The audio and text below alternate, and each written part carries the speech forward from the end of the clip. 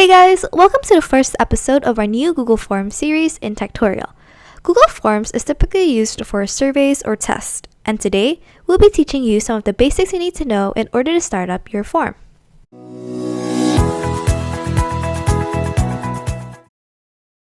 When you open up Google Forms, the first thing you'll probably notice is its template gallery at the top.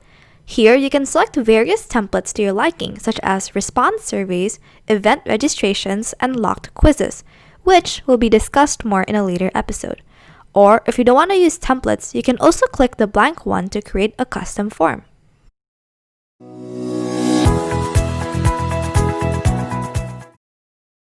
Now that you've created a form, you can start customizing it by adding a title, its description, and its file name on the top left corner. To add questions, you can type them in the space below.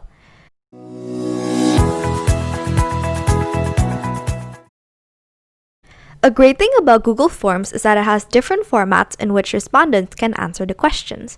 By clicking on the drop-down menu beside the question, you can choose this format. The first one we have is short answer, meaning that it only allows answers that are words, phrases, or short sentences. When you click the three-dot button on the bottom right, you can select the description, then type the description of the question here. You can also select response validation, enabling you to set rules for the answer to that question. There are 4 valid responses for a short answer, and you can choose them from this drop-down menu here. In each of the 4 valid responses, you can add an error message to inform respondents that the answer they input is not the right format. For number, you can add the requirement from this drop-down menu, such as a whole number, greater than, etc., and then type in the number. So, for example, choosing greater than 50 means that when people answer a number that is less than 50, the error message will pop up. We also have text, and its requirements allow you to choose whether the answer is an email address, URL, contain, or doesn't contain a certain word. You can also customize the maximum or minimum character count in an answer by selecting length in the drop-down menu and typing in a number as shown here. Lastly, for regular expressions, it's similar to text in which you can choose whether the answer contains, doesn't contain, matches, or doesn't match a certain word. Adding a pattern is also available, and they are essentially symbols that have a function.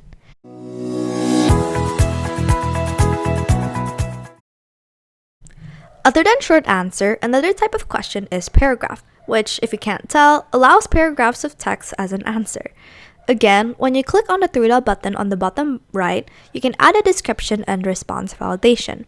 The response validation for the paragraph format consists of 2 of the same ones from short answer, which are length and regular expression.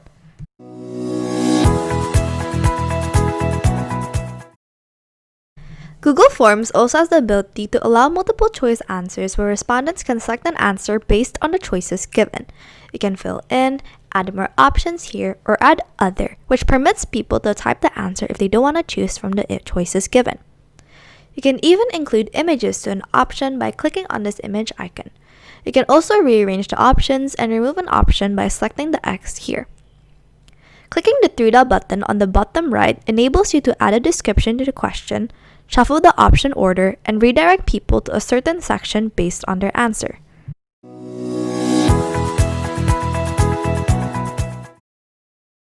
With checkboxes, you may find it similar with multiple choice, and that's true.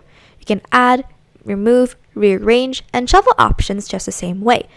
The difference between the two is that checkboxes allow multiple answers for a question, and you can customize this number by selecting the three-dot button icon and choosing response validation.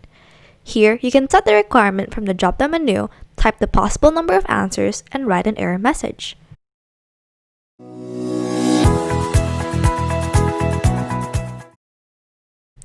If you choose the drop-down format, it will show a drop-down of options where respondents have to select an answer.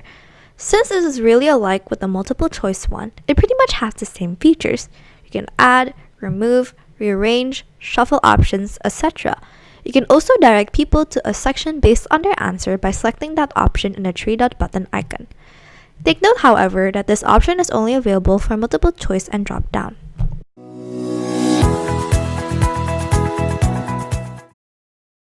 Surprisingly, Google Forms has a feature that allows respondents to upload files when answering a question. They'll be required to sign into Google first, and the files uploaded will then be added to the form owner's Google Drive. You can allow specific file types such as PDFs, presentations, and many more by sliding this icon here and ticking the boxes listed.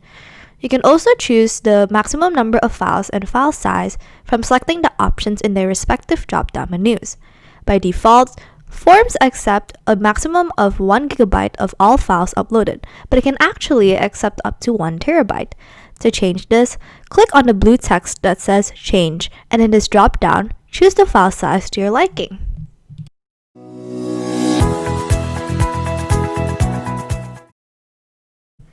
Using the linear scale format can make respondents pick a value to determine the degree of something. For example, whether they strongly agree or disagree or are neutral with a statement.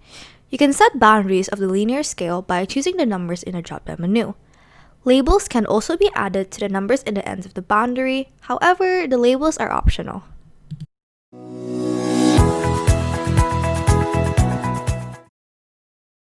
You may think that the previous multiple choice format was already enough, but what if you needed more? Well, Google Forms has you covered in that department, with a feature that enables you to display multiple choice options in a grid. You can label, remove, and rearrange each row and column. This feature is typically used by labeling the rows as sub-questions and columns as options. Clicking the three-dot button icon on the bottom right allows you to limit to 1 response per column and shuffle row order. You can also slide the icon here so that the respondents are required to choose an option in each row.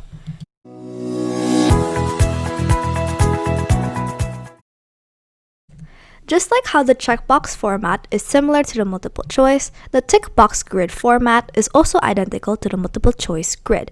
You can label, remove, and rearrange the rows and columns. You can also shuffle the row order, limit to 1 response per column, and require a response in each row. The only difference between the two types of questions is that in the tick box grid, you can select several options per question rather than just one.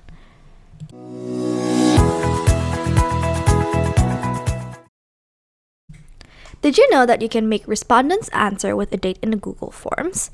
The date format allows them to type in the day and month as an answer. And if you want to be even more specific, you can also add the year and time by selecting them from the three-dot button icon.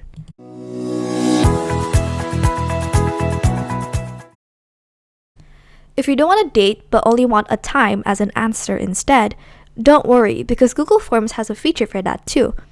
Selecting the three-dot button icon will not only allow you to add a description to the question, but also choose whether the answer is a time or duration. Now that we've already made some questions, it looks a little bit messy, don't you think?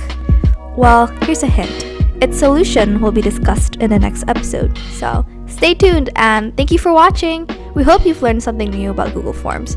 Don't forget to leave a like, subscribe, and of course, turn on the notification bell to get notified whenever we upload. See you next time!